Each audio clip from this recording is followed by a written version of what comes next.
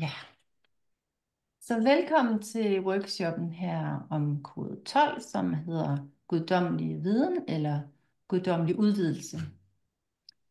Og jeg starter lige med at fortælle lidt om energien omkring kode 3, som altid hænger sammen med 12'eren. Den hedder 12.3, og det skal egentlig forstås på den måde, at vi først rigtig kan steppe op i den her 12-tals kvaliteter og tage dem i brug, når vi har fundet ligevægten i træerne og ligesom begynder at forstå den. Så er der mulighed for en yderligere udvidelse selvfølgelig af energibevidstheden. Så kode 3, som vi snakkede om sidst, det handler om denne her rejse fra at være sådan meget optaget af sig selv, altså det er egoets rejse, som vi jo alle sammen, alle koderne er på, men ligesom er meget, meget tydeligt i etteren, det her med at stå i sin sande, unikke udtryk, og få det frem, fra måske have været meget sådan optaget af den persona, man er, altså egoets, ligesom, ja, færd her på jorden, ikke også? Så det er rejsen fra at ligesom gå fra at være meget, at have et meget stort ego, som på en eller anden måde skal bruges på den rigtige måde for at komme ind i det her unikke udtryk, så man faktisk tør steppe op i den, man er, frem for ligesom at være styret af det her egoet, så det ligesom lyster og forsvar, som egoet jeg har med sig. Og 12'eren giver det her ekstra step op, hvor man kan blive helt egofri, som jeg læser op på et tidspunkt her til sidst omkring, hvis man er det som sjæl, altså inderst inde fra sit goldprince, ligesom sit sjæls frø, så er det den her ønske om at udvide sig så meget, at man bliver helt egofri, at sjælen har totalt taget over. Men det kommer vi lidt til senere. Så først tretalsenergien er det her med at ligesom skifte fra at have meget opmærksom på sig selv og sin egen vilje, til at komme ind i det her med din viljeske, hvor man ligesom har overgivet sig til den mission, som sjælen er på, og så på den måde transformere sig til det her unikke udtryk, ved ligesom at slippe det egoets tag har i os. Og i de lavfrekvente, der er det sådan noget med at være meget genert, måske i starten, og have sceneskræk, og det er også en meget sådan stædig energi, ligesom at holde fast ved det her egoet vil, og den, det som man ligesom tror, at man skal, i stedet for at kunne blive mere løssluppen og kigge lidt mere ud af, faktisk bidrage med sit udtryk, men ikke altså for sin egen skyld, men for at berige. Altså når man kommer ind i den der overskudskvalitet i den, så stepper man op på den her scene, fordi man gerne vil berige folk med det, man nu har oplevet som sit unikke. Det er simpelthen flyder over, så man ikke kan lade være med at byde ind med det. Og man kan sige, at formålet med arketypen er jo faktisk at vise os alle sammen, hvor vigtigt det er, at vi tør stå vores unikhed og vores sande essens, som vi jo alle sammen bliver bedt om, specielt her i 9 år, og virkelig steppe op og turde være autentiske. Og der går træerne ligesom forrest, og ligesom vi har nogen at spejle os i, som tør gøre det først. Og så bliver det sådan en meget charmerende, underholdende udstråling, den har, når den hviler i sig selv, og hvor det kommer fra det her sjælsvær, i stedet for at komme på det her, fra det her ego, der ligesom skal vise sig, hvor at det jo kan blive sådan meget for meget, eller den her, hvor man underspiller sig selv og gemmer sig helt væk. Jeg viste den her figur sidste gang, som har sådan en, i det her system, har sådan en skal, der ligesom har sådan en yderkrans, som jo i den lavfrekvente bliver mere sådan en skal, man gemmer sig inde i, og hvor man sidder lidt fast i sine følelser, fordi det er også den arketype, som går dybest i sit følelser og henter guld op. Men hvis man sidder fast derinde, så får man jo ligesom slet ikke bidraget med den her unikhed. Så den, i den positive, der indbyder den til, jamen kom ind i min skal, kom ind i det her, hvor vi virkelig går dybt sammen og tør alt andet end at være overfladisk, skulle jeg til at sige. Altså hvor vi tør snakke om følelser og dele fra det her sted, hvor vi beriger hinanden om det, vi har oplevet, i stedet for at komme over i, som meget 12'eren kan gøre i ubalance, det her drama queen. Altså hold da op, hvor har det bare været hårdt for mig, eller prøv lige at høre her. Og så bliver det ligesom noget, vi trækker ned over andre, og hvor vi skaber drama for at så bliver vores følelser i hvert fald set eller mødt på en eller anden måde, fordi man måske har følt meget af sit liv, at der er ikke nogen, der rigtig har taget sig af ens følelser, og man har gået meget selv med det. Så bliver det sådan in your face med det der drama queen. Men det kommer vi også tilbage til 12'erne. i træerne, der var der det her polaritetstema, der hedder rig-fattig, som jo både i bogstaveligste forstand går fra, og så den føle sig sådan fattig på livet, til at virkelig føle sig rig på livet, når man mærker det her selvværd, der bare strømmer over. Og så kommer der også mere og mere sådan kærlighedsessens ind i den, som vi snakkede om til sidst, det her med at være sprudlende og legende, fordi man hviler så meget i sig selv, at der kommer så meget glæde i, at nu man nu endelig har fundet ind til sin sande essens, at det bare sådan lyser ud af en, at nu er man sig selv. Så kommer den her glæde, som næsten ikke kan forsvinde igen, når man hviler i det der unikke udtryk. Og tolderen altså endnu mere det her med at samle kærlighed ind, og kan begynde også at berige andre for sådan en helt moderlig kærlighedsudtryk. Ja, så det var sådan lige kort om træeren, som jo er grundlaget for, at vi kan bygge videre op i de kvaliteter, der er i tolderen, og virkelig komme ind i det her selvværd, og komme ind i den her oprigtighed og optimisme. Der er utrolig meget drive i træerne, når det er meget sådan optimistisk. Det er jo også den her sælger, eller den her entreprenør, der bare hele tiden udvider og går fra det her fattige til rigdom, men måske mere, altså, hvor det er noget, som man kan se, ikke også? Men den indre rejse er egentlig den ægte berigelse med det her selvværd. Og så er det det her, hvad skal man sige, push for at komme op og ligesom performe med et eller andet, og give det videre, når man nu endelig har fundet sit udtryk. Og igen, altså vise alle mulige andre, at det er faktisk ikke så farligt, for du skal bare være dig selv. Altså, når først det ligesom kommer i land, så er det jo enormt dejligt at se på de her, det er jo tit skuespillere, eller performer på en eller anden måde, hvor man kan mærke, at de hviler i sig selv, og det er meget berigende at lytte til dem, eller at se dem performe. Ja, så rejsen er det her med, jo mere selvværd, jo mere rig vil du virkelig føle dig. Og så det her med ligesom at komme fra din viljeske over til vores viljeske, hvor man ligesom følger missionen og følger universets større plan om, hvad det er så, at jeg skal bidrage med, og så turde give det videre, fordi det er jo aldrig til os selv. Det er jo for at kunne berige andre med noget, at man har fået de her gaver, som jo i det unikke udtryk kan være den her digter eller maler, som bare kan lave noget, der bare berører os andre enormt dybt. Så det er gaven for at have gået så dybt i sine følelser, at man virkelig har noget, som kan løfte andre, ja, og som man slet ikke kan holde inde længere. Så med mindre der er nogen, der sådan har nogle spørgsmål til træerne, eller som tænker, at der er noget, der er vigtigt ved den, jeg ikke lige har fået nævnt, så ved jeg ikke, der er et eller andet, så kan I bare markere med hånden, eller hvad I nu har lyst til, at tage lyden på. Ja. Men ellers så går vi videre til kode 12.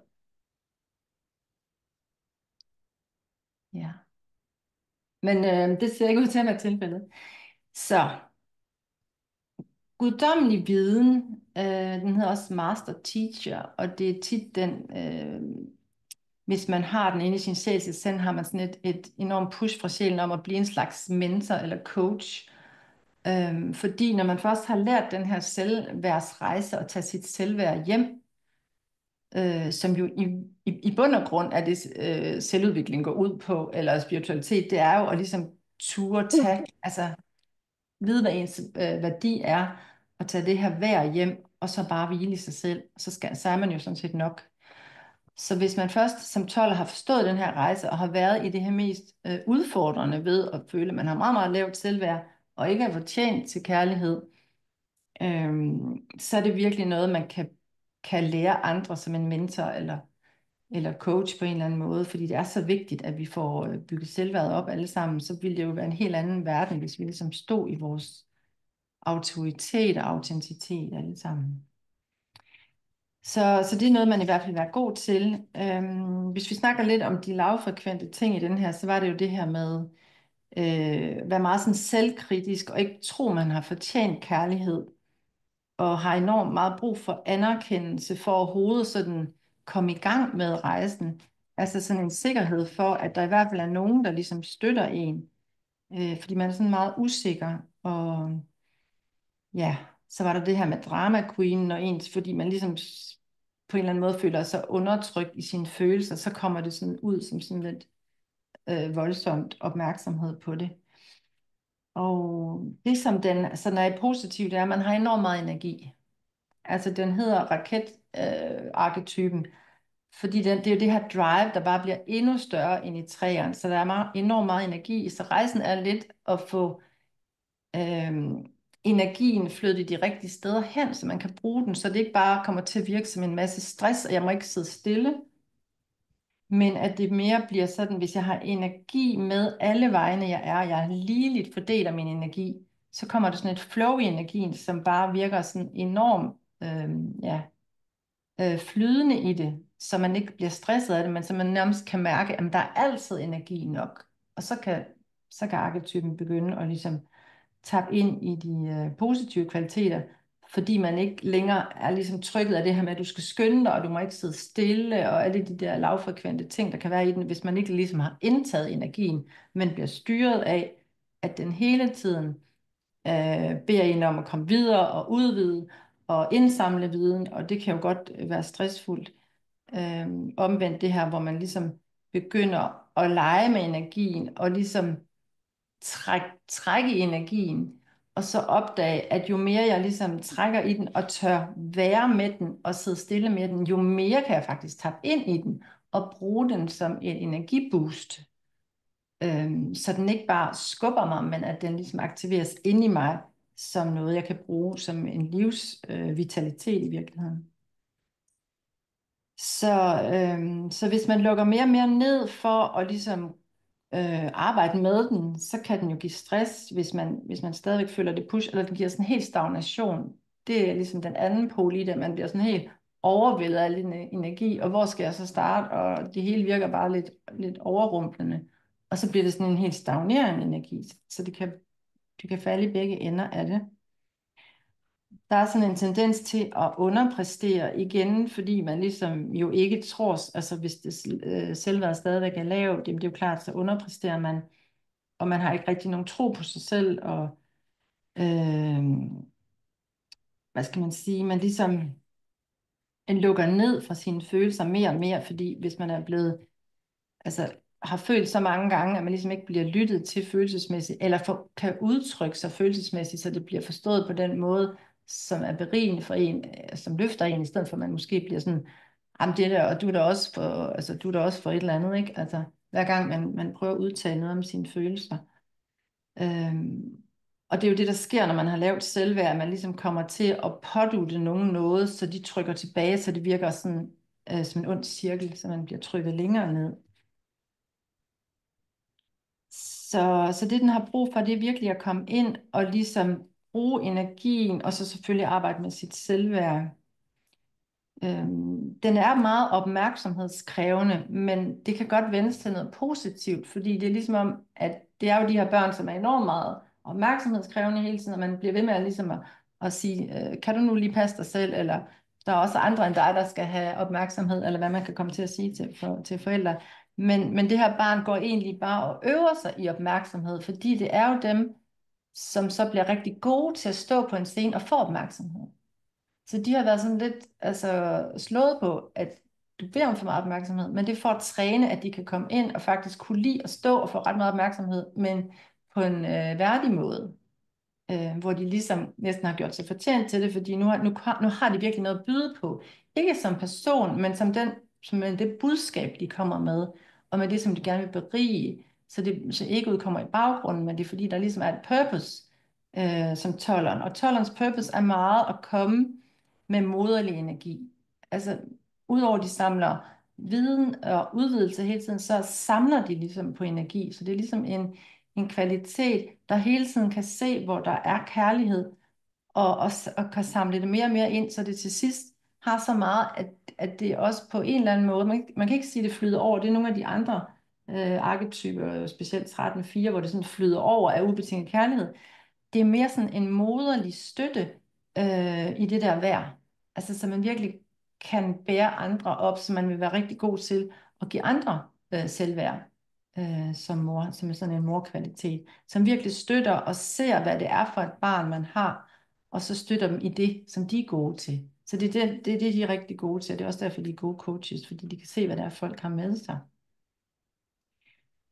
Og så får de selvfølgelig en masse scenetække med, fordi de sådan bliver ved med at sjælen til, eller af universet til at steppe op på den her scene og indtage, måske er det scenen i sit eget liv, det er sådan set ligegyldigt, hvad det er for en scene, men tør stå ved sig selv mere og mere, og det giver jo selvværd, og man ligesom kan finde sin værdi. Og så er der sådan en misforståelse i arketypen, som er meget vigtig at måske få med, som kan være, at de kommer til at sammenligne sig med andre, og tro, at der er nogen, der har en værdi, som er bedre end en anden værdi. Men i virkeligheden, så har vi alle sammen den værdi, vi skal have. Så det kan slet ikke sammenlignes, fordi vi er alle sammen unikke. Og det er der, tolleren ligesom er gået lidt skævt, og bliver ved med ligesom at føle, at de har en lavere værdi end nogle andre, så længe de ikke har forstået de mønster og ligesom fundet ligevægten i den her arketype. Og simpelthen bare, jamen hvis du udtrykker dit unikke udtryk, så har du jo den højeste værdi for dig, og det kan ikke sammenlignes med andre, fordi du er så unik. Så det er det, man skal forstå. Ja, yeah. Så tolderne er også rigtig gode til selvomsorg. De er sådan meget romantiske. Og selvfølgelig er det klart, hvis man har forsømt den her arketype lidt, så kan man få den aktiveret ved at gøre noget romantisk for sig selv og komme ind i den der stemning af, at der bare ligesom er kærlighed alle vejen, og at det er lækkerhed for en. Det kan den enormt godt lide. Og så er den jo det der, den er altid på udvidelse af viden, og meget sådan videnbegærlig, og det kan selvfølgelig også tage overhånd. Den har sådan et drive mod at ligesom komme til at gøre noget for meget. Altså køre ud af en tangent, hvor jeg bare bliver ved, så den glemmer ligesom at stands op, og sådan, jamen har jeg ikke gjort, altså hvis man skulle løse en opgave på et arbejde, så er det de her medarbejdere, som I måske har haft i afdelingen, hvor at de bare tager enormt lang tid om en sag, fordi de bare bliver ved med at forfine, eller bliver ved med at søge oplysning. Men man er jo nødt til ligesom at sådan resonere, hvornår er nok nok? Altså, så man skal ligesom ind og finde ud af, at slippe det der med at hele tiden ved udvidelse, for det kan også være en ubalance, at vi bare bliver med ved for udvidelsens skyld, men det skal jo ligesom kunne opvejes omkring, om det er det, der er formålet med det. Så det kunne være en ubalance. Den skal jo ligesom finde ligevægt i alle slags energier. Så det er jo noget med at finde balance i den fysiske og den spirituelle del, i den maskuline og den feminine energi. Fordi den er ligesom overdrevet i det hele, hvis den ikke er i balance. Så kommer den til at være overdrevet for meget i spirituel, eller overdrevet for meget i den fysisk, eller omvendt med, eller hvad hedder det, også med for meget overdrevet feminin, eller for meget overdrevet maskulin. Så det gælder igen om at få energibalance i alle aspekter i livet. Dens kvalitet, det er sexliv, altså hvor man har forstået det her med, at det er seksuelt, det er en spirituel akt. Altså hvor meget energiudveksling der er mellem partner seksuelt, når det kommer fra hjertet. Det er ligesom den indtager. Øh, altså det, dens purpose er at indtage, så vi alle sammen kan ligesom begynde at mærke ind i, hvor vigtigt det er, at vi har hjertet med, når vi er sammen med en partner, så vi ikke bare gør det for sex skyld, og det er jo også det, der kan ligesom afvikle hele pornoindustrien og sådan noget, alle de ubalancer, der er i det karmiske.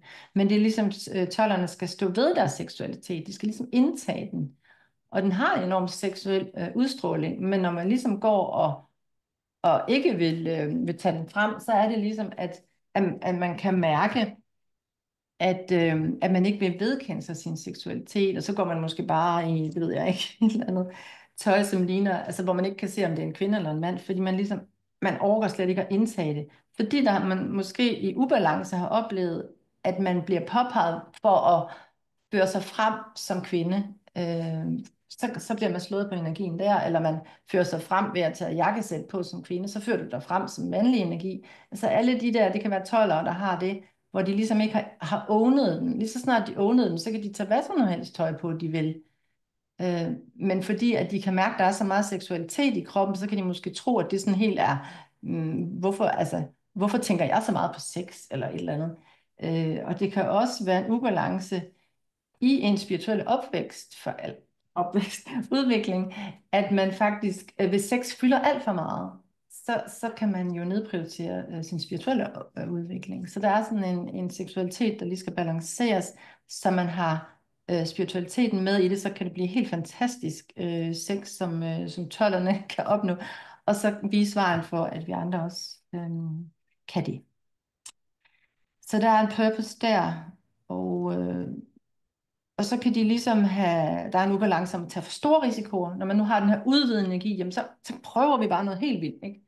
Eller sådan tage meget små risikoer, så de er både bange for at få succes og bange for fiasko.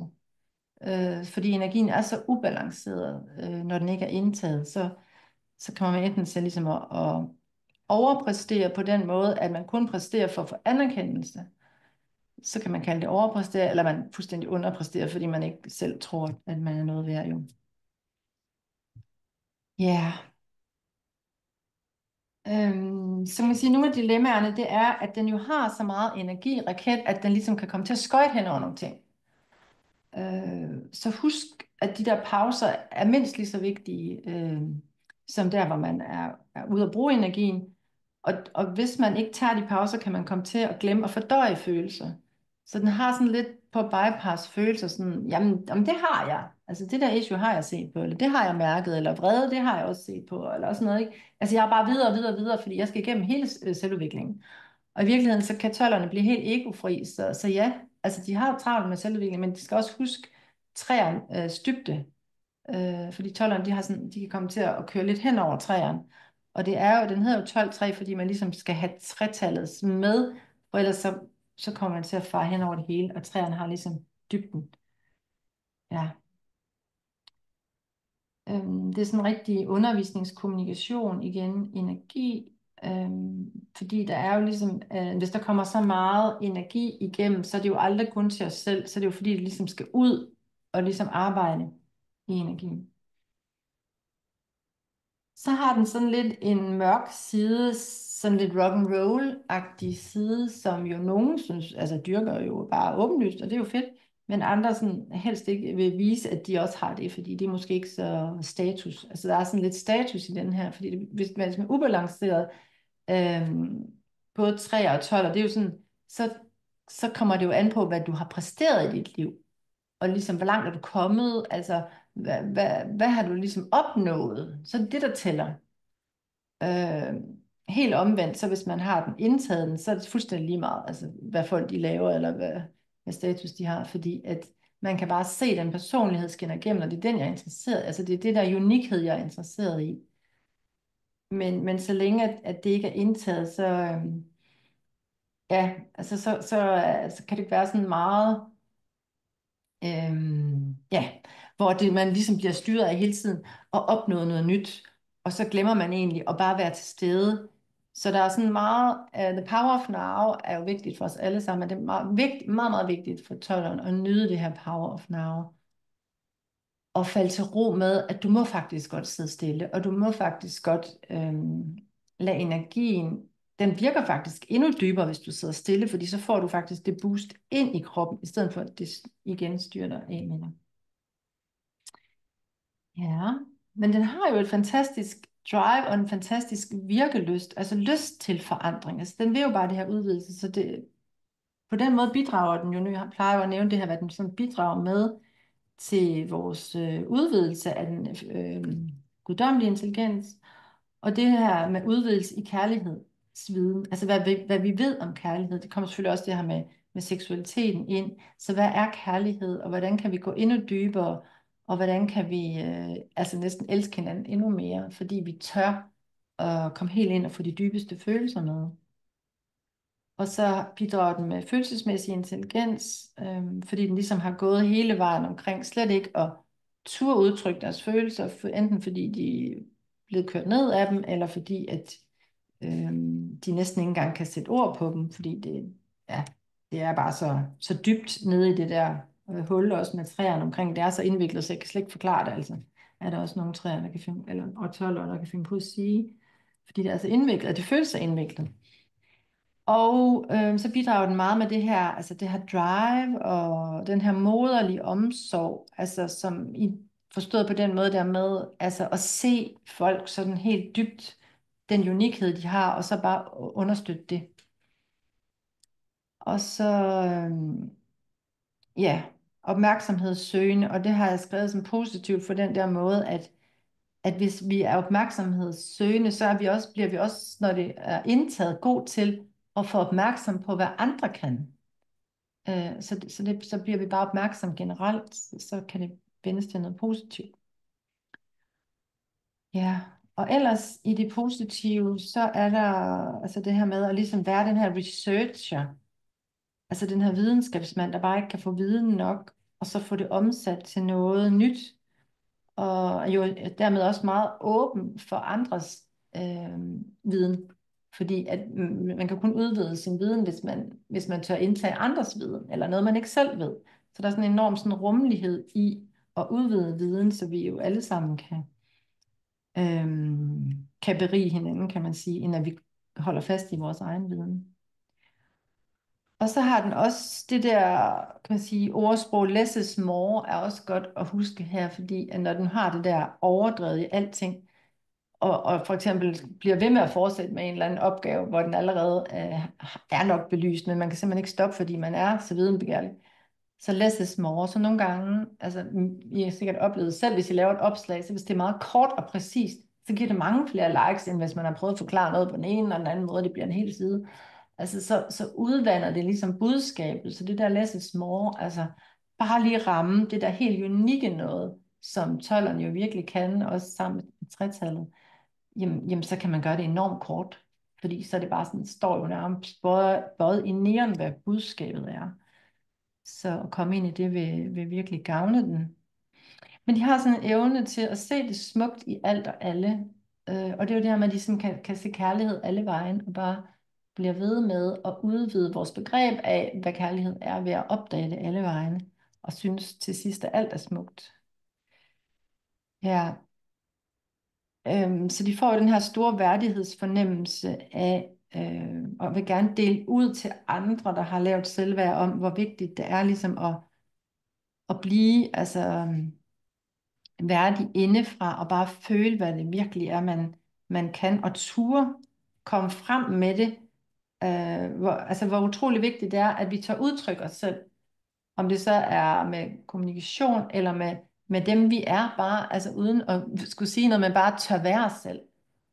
Altså hvor meget fred det giver indeni, at jeg ligesom bare tør være mig selv, og det er nok, og det er lige præcis som det skal være, fordi man er jo født i perfektion, så man er allerede perfekt og sådan noget. Altså det er jo de budskaber, den gerne vil give.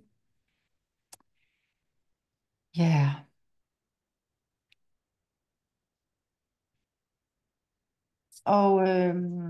Og der er sådan en sand generøsitet i den, når den er inde, altså sådan den der anerkendelse af andres unikhed, virkelig give ud af det der ros fra et ærligt sted, er også noget, den er rigtig god til at bidrage med, så andre vokser, så virkelig spiller andre gode.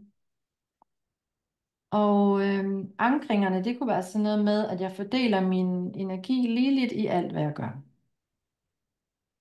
For det er jo klart, hvis sådan en videnskabsmand, der bare sidder i bogen der og bliver ved med at forske i et eller andet, altså så glemmer man jo fuldstændig familien og leve sit liv, og så er energien jo igen løbet skævt. Så det handler jo om at fordele og være ops på, at man ikke netop ryger ud af den der tangent med bare at undersøge ting, men at vi er hele mennesker, og vi skal fordele vores energi ligeligt i alt, hvad vi laver.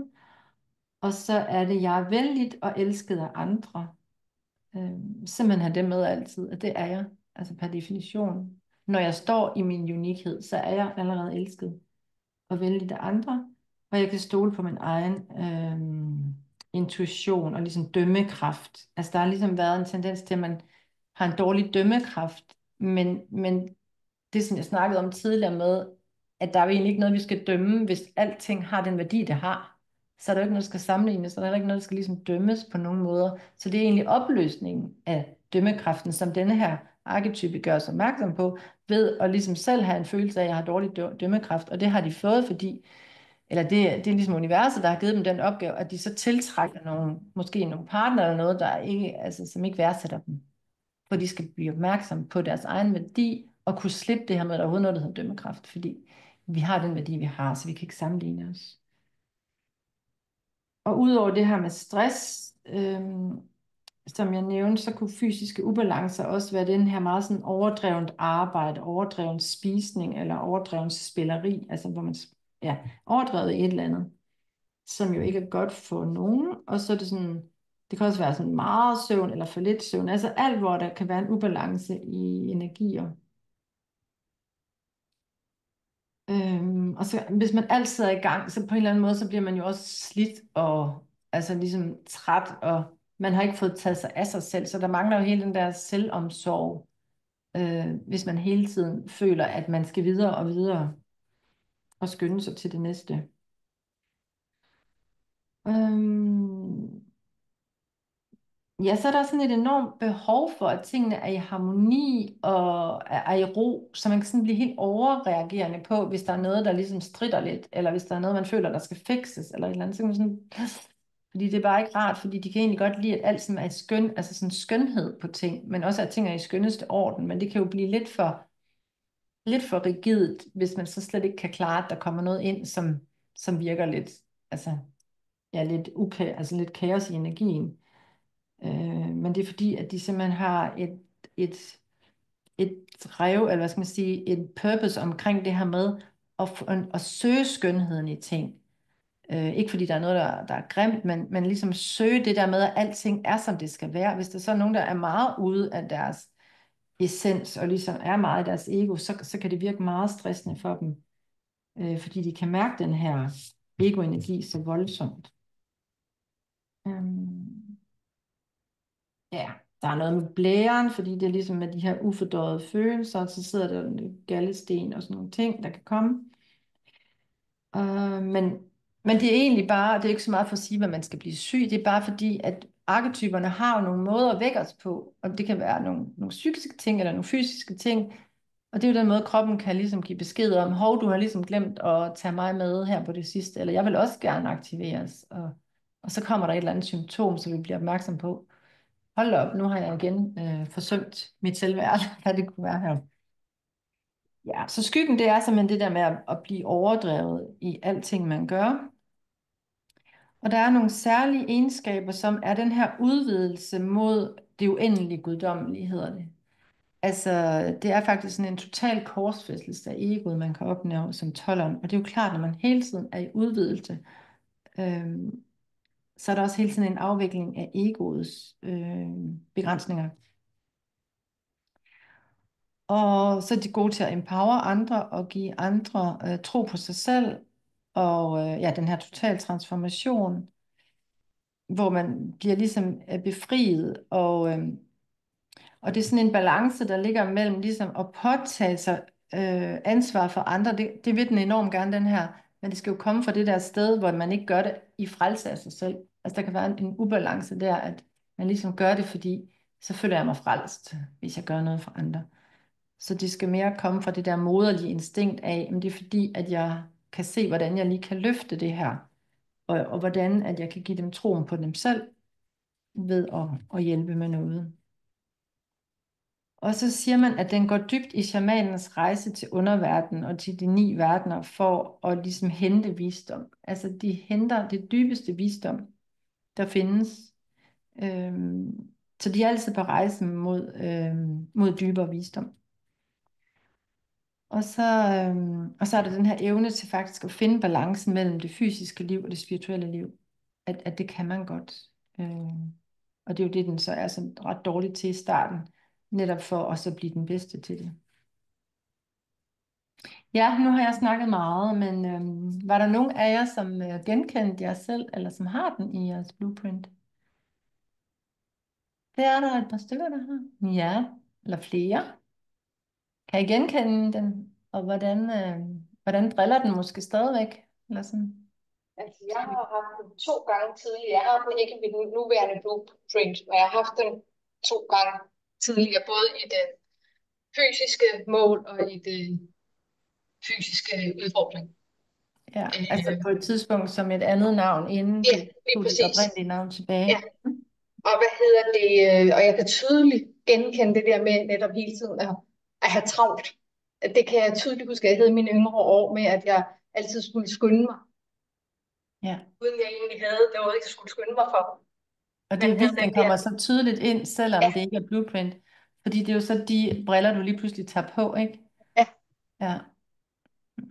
Men hvad betød det så? Altså kunne det godt, altså det er jo både, kan jo både være positivt, at man ligesom får mere energi, men man kan jo også ligesom føle, at man så aldrig får lov til ligesom at finde ro igen, eller? jamen, mange gange så standsede jeg op og tænkte, hvorfor er det, jeg har så travlt? Hvad er det, jeg har travlt med? Mm. Fordi der var bare det der indre drive hele tiden til at skulle Ja, skynde sig og komme videre. Og, ja. ja, Så det er meget, meget sjovt egentlig at høre og kan ikke genkende til, hvordan det har været tidligere. Ikke? ja. Ja. Og så vil man jo kun, hvis man så kendte den her arketype på det tidspunkt, have begyndt at bruge den konstruktivt, ikke? Hvis man kunne, ja, begynde at ligesom tappe ind i de kvaliteter, den har. Så den ikke styrer os, ikke? Altså, ja. Det er jo tit de her typer, som ikke, altså de tillader ikke sig selv at sidde stille og bare sidde måske og se fjernsyn, så skal de samtidig læse avis, eller samtidig lige ordne noget regnskab, eller et eller andet, ikke? Fordi der er simpelthen ikke, Føler man spilder tid. man har ikke lov til at sidde stille, det er ikke godt nok, altså på en eller anden måde, ikke? Ja. Ja. Andre, der har en genkendelse til den. Ja, Lisbeth? Jamen, jeg har den jo også, eller jeg har fået den i mit goldprint Ja. som samlet dirigent. Og det ved jeg egentlig ikke lige helt, hvad det betyder, det der samlet dirigent. Jeg kan se, det er en del af min højere bevidsthed. Ja, altså det er jo ligesom, altså nu er der jo ikke så mange, jo nogle af jer kender goldprintet, men det er jo ligesom den her treenighed, vi opnår indeni, altså hvor vi bliver vores egen faderlige støtte og vores moderlige støtte, og så barnet. Og man kan sige, altså det her samlede landskab, det er sådan set barnet, det er det, vi er blevet til, de briller, vi til sidst har på, når vi har samlet blueprintet, og ligesom kan løfte os over den programmering, så er det det felt, vi ligesom får inspiration fra. Altså, så du har jo, du begynder at åbne op nu for den her moderlige kærlighed, som er så nærende i en healing-situation, ikke også? Og som kan løfte andres selvværd. Altså, så det er ligesom det, du så kan bidrage med fra det landskab, kan man sige. Det er det, du bliver inspireret af, når Og du jeg kan i ligesom hvert finder mere og fald, mere fundament i dit blueprint. Ja. ja, jeg kan i hvert fald, jeg tror næsten, jeg føler det, som om jeg har haft den med mig hele mit liv. Fordi det der med at skynde sig, den kan jeg, altså, det der med aldrig, altså at søge viden konstant, dykke ned i og jamen, blive ved til langt ud på natten med et eller andet, fordi man lige skal finde løsningen Ja. på det. Ammen altså nogle gange, hvor jeg tænker, og nu kan jeg jo se, at jeg har jo en god drivkraft, men det er jo mig, min sjæl, der skal styre det, og ikke mit ego. Ja, det er præcis. Fordi det har det jo været, det er jo stukket af for mig mange gange. Jeg har også været sygemeldt med stress, og det er jo garanteret den drivkraft der, jeg kan jo mærke motoren, men den skal jo styres. Ja. Så det er jo en kæmpe viden at få det her. Ja, og jeg tænker også, at det, ja, Ja, undskyld, det tidspunkt, hvor du fik stress, det er garanteret der, hvor du begynder at blive så samlet inde i, som en helhed i blueprintet, at den begynder at åbne. Og så, den er faktisk en, man ikke vil lægge ind i, hvis jeg skulle lave et nyt navn til dig, så vil, altså, det er ikke noget, jeg siger, men det der, den uddannelse, jeg har, ligesom siger, lad være med at tage en 12'er ind, eller lad være med at tage en 21'er ind, fordi 12'eren, så får man lige pludselig sådan enormt meget energi, man ikke rigtig ved, hvorfor skal jeg have det? ja. Øh, Ja, men fordi når man vi kan nu tage kender den den. så godt, så er det jo en kæmpe kvalitet. Altså, at du går jo aldrig død for energi, kan man sige.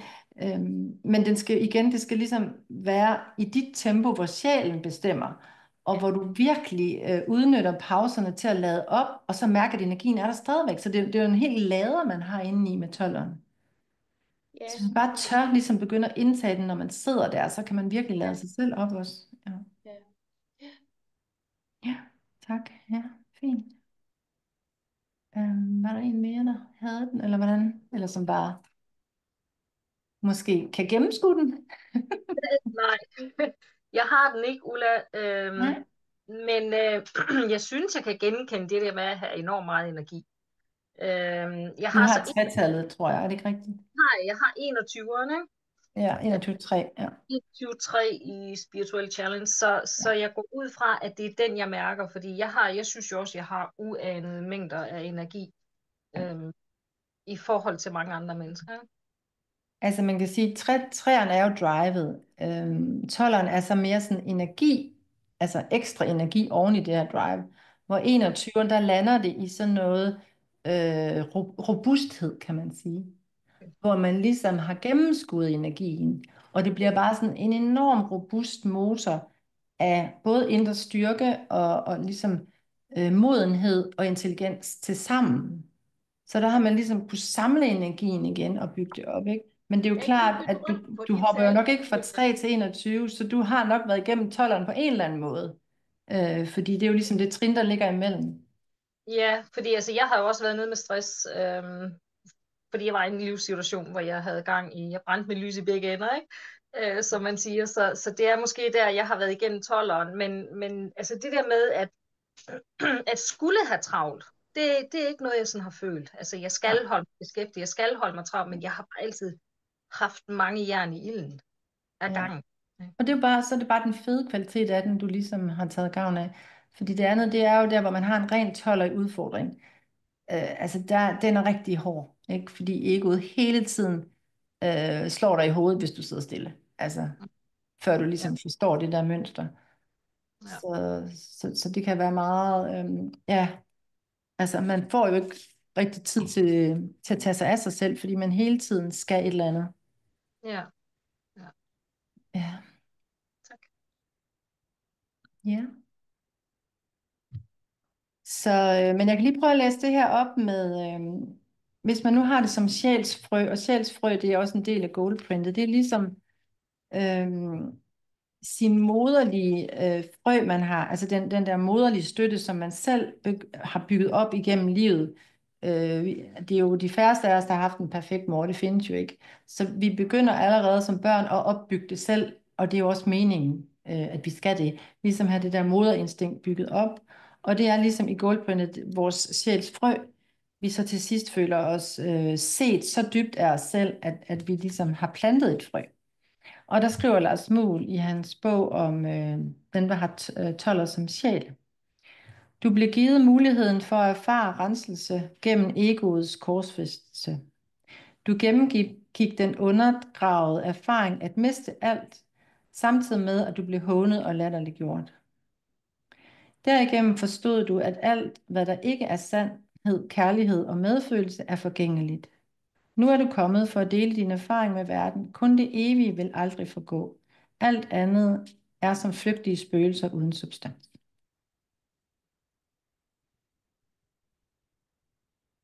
Så det er jo ligesom, at når vi bliver ved med at have noget egoenergi, så kan vi blive hånet og latterliggjort og alt det her, fordi vi i virkeligheden er ude af vores essens. Så der er altid nogen, der ligesom kan ramme os på nogle trigger og noget, fordi vi er ude af balance simpelthen.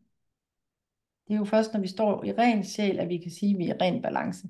Så længe der er noget, vi ikke har indtaget, så kan vi blive triggeret af et eller andet. Så der er jo det her incitament til at blive egofri. Altså det tror jeg ikke, der er nogen, der opnår. Jeg tror heller ikke, at det nødvendigvis kan lade sig gøre her på jorden, eller er godt, fordi vi skal jo bruge egoet som vejleder. For det er jo ligesom egoet, der ved, hvordan man gebærder sig ned i den fysiske verden, og vi er jo nødt til at have den vejledning med. Men det er jo mere princippet af, at virkelig gerne vil bidrage fra det her moderlige instinkt, hvor at vi allerede ser alle som perfekte og unikke, og ligesom løfte andre mennesker fra det sted, som den gerne vil bidrage med. Ja. Er der ellers nogen, der har noget, de vil... Altså det her med the power of now, jer som har 12'eren, er det noget, som I tænker er sådan noget, I kan bruge, eller er det allerede noget, altså, I er opmærksom på? Ja, Lisbeth. Jeg har læst den bog, der hedder Nuets Kraft af Eckhart Tolle, og det er uden tvivl den allerbedste bog, jeg nogensinde har læst. Ikke fordi jeg har læst så mange bøger, men den er, altså det er jo, nu har jeg jo selv været både ramt af angst og depression, Og jeg har jo fundet ud af, at man bliver deprimeret, hvis man lever for meget i fortiden, og man får angst, hvis man lever for meget i fremtiden. Men er man i ro med sig selv i nuet, så er der kun kærlighed. Og altså, jeg tapper ind i den ro med mig selv i mit hjerte hver dag, fordi jeg har haft så mange år med stress, hvor jeg har været de andre steder. Så nuet er så kraftfuldt, og det er simpelthen himmel på jorden, når man er der, synes jeg. Mm. Fordi der er ingen... Og det er det specielt, altså det er det jo specielt for dem med 12'eren, fordi de har ikke, egoet har aldrig givet dem lov til det. Så når Nej, de først træder ind i deres spiritualitet og begynder at komme mere i sjæl, og så opdager det her nu, altså så er det jo ligesom altså den her badebold igen, der bare springer op af Gud, jamen så er det jo nemt det hele, når jeg bare kan få lov til at være lige her. ja, Og der er ikke nogen, der presser mig nogen steder hen. nej, Altså, fordi det er så der er jo der er jo en power for os alle sammen med at være i nuet. Men det er bare endnu mere tydeligt for en 12'er, som jo ikke har fået lov til at nyde nuet før. At man ligesom fordi man hele lader tiden sin... har pisket rundt, fordi man skulle nå noget, fordi ellers så skete det der igen, eller også så skete det der, ikke også? Ja. Så når man så kommer herind, hvor der bare er fuldstændig fred, jamen, så er man jo fuldstændig ligeglad med alt det der, fordi det eksisterer jo ikke mere, eller altså, der er jo ikke noget af det, der eksisterer, det er jo kun lige nu og her. Jo. Så. Og hvis du så samtidig ved, at du har altid den energimotor, den er der igen i morgen som 12'er, altså. Så der er ikke noget, du går glip af ved at sidde her og nyde det her nu. Nej. Der er masser af energi tilbage, ikke? Og det er der jo for os alle sammen, der er uendelig med energi. Men 12'eren har jo den der mulighed for det der energiboost ekstra, og det er der altid. Og det er der endnu mere, når du har været i ro, fordi så kan du opdage det. Ellers så, du ved, hvis det sådan er det samme energi hele tiden, så kan det jo svært at opdage, at det er der. Men hvis det faktisk har en pause, og du så igen går i gang med noget, så kan du virkelig mærke, at du har det der energiboost. Det er faktisk også derfra, at jeg bedre kan styre den, fordi ellers så er det den får mig alle mulige steder hen, fordi det her, det kunne altså også lige være spændende at lære det. Ja. Det der skulle du også lige undersøge, Ja. og så er det jo... Og så kan du jo ende med, at du egentlig bliver mere stresset af al den der viden, fuldstændig forvirret. hvor den egentlig, dens kvalitet er at indsamle viden, og Mm. ligesom få det downloadet på det rigtige sted, men det her less is more, altså ligesom være rigtig god til at trække det ud, som er vigtigt. Og så husk at slippe med det samme, hvor du kan mærke, at du ligesom bliver overdrevet og søger mere og mere, fordi du næsten ikke tør slippe. Tænk nu, hvis den viden går tabt, eller sådan et eller andet, der kan komme ind der, ikke også? Så mere tage det intuitivt, og når jeg bliver guidet derhen, men jeg fik et budskab, og så slipper jeg bare det der. Tur slippe det der viden, og så er der noget andet. Altså, så man ikke ryger ud af de der tangenter. Fordi så bliver den faktisk sådan, altså så bliver det sådan en stagnation til sidst af viden. Ja, fordi det hele, det flyder bare ud i et. Ja, Ja. det er rigtigt. Mm. Det skulle jeg lige have vidst for 10 år siden. Men et er jo viden, og andet er det, altså at indtage det, ikke også? Det Og kunne jeg ikke begynde at dengang. kunne arbejde med energien, i stedet for at den styrer en. Ja. Men ja.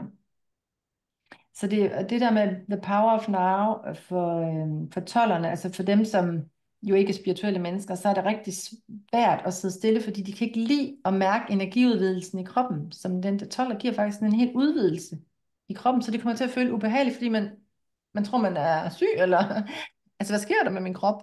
Fordi at de er jo bange for at være i kroppen, de fleste mennesker, inden de begynder at nyde sin krop. Den skal helst bare ikke gøre noget væsen af sig selv. Der skal ikke være noget mærkeligt energi, man kan mærke nogle steder, vel? Indtil man begynder at nyde, at energien den suser rundt i kroppen. Hmm. Så det er det her energiboost, der ligesom gør, at folk ikke får indtaget den, fordi hold da op, det er da noget voldsomt noget at mærke energi lige pludselig. Så, ja. Ja. Men hvis der ikke er så meget andet, I har lyst til at snakke om, så tænker jeg bare lige, at vi måske lige kunne meditere til sidst, og så havde jeg lige nogle ting her, man kunne tappe ind i, mens vi lige lukker øjnene og bare nærmest lige ære den her arketype, som vi nu har arbejdet med, og de kvaliteter, den gerne vil vise os. Ja, så jeg slipper alt den her skygge omkring intensitet og at jeg har en dårlig dømmekraft. For i virkeligheden, så har jeg utrolig meget energi, og der er uendeligt med energi. Jeg fordeler min energi alle steder ligeligt, så jeg hele tiden er i energibalance, og så jeg hele tiden lader energien fylde mig op, inden jeg går videre igen. Og så slipper jeg det her med at sammenligne mig med andre og søge andres anerkendelse, fordi jeg indtager min værdi. Og når jeg ved, hvad jeg er værd, så ved jeg også, at alle har deres værdi, og vi kan ikke sammenligne vores værdi, fordi vi er så unikke alle sammen. Og så hviler jeg i det her med, at jeg åbner op for at kunne bygge mig selv op og tage mig af mig selv, og flytte anerkendelsen ind, hvor jeg virkelig anerkender mig selv og kender mit værd, og hvordan det løfter mig til at kunne have overskud til at begynde at samle ind på kærlighed og på viden, og ligesom bare tage det ind, fordi det er noget, jeg skal opbygge, for at kunne give videre en moderlig energi af at ligesom se andre dybt og løfte dem i deres værd. Fordi jeg har gået rejsen, hvor det har været så svært for mig, vil jeg nu elske at bære andre, og ligesom se, hvad deres kvaliteter er op, og se deres unikke værdi, og bidrage for det sted, der er så nærende, og den der moderlige kærlighed, vi alle sammen så gerne vil have haft, hvor vi bare bliver set for dem, vi er. Så det er kommet for at bidrage med. Og jeg har trænet min opmærksomhed, fordi at jeg skal være fuldstændig rolig, når jeg står på scenen og får opmærksomhed. Fordi når jeg kan vise alle, hvor vigtigt det er at træde ind i min unikhed, og tør dele det, og faktisk være så, altså give så meget overskud, at jeg også kan løfte andre, så vil det spejle, at alle andre tør træde ind i deres selvværd, og mærke, hvor meget de er værd, så de kan vise deres unikke udtryk frem. Ja. Så det er vist sådan primært det, som den her arketype rigtig gerne vil vise os. Og der er jo det her ligesom mentor, altså at vi virkelig kommer ind i at føle, at vi alle sammen er båret af den her guddommelige moderenergi. At der altid er nogen, som ser, vi er allerede genkendt meget, meget dybt alle sammen, af den guddommelige moder, af moder jord og den kosmiske moder. Så vores unikhed er allerede set og genkendt meget dybt, og nu skal vi bare selv finde ind til det. Ja. Jeg stopper lige indspilningen, hvis jeg kan finde ud af det, fordi jeg vil lige snakke om noget.